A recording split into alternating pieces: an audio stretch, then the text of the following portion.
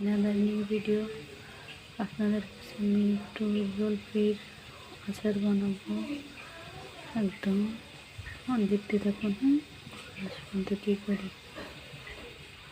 এখন আমি পানি দিলাম, পানির মধ্যে তেজপাতা দিয়ে দিলাম,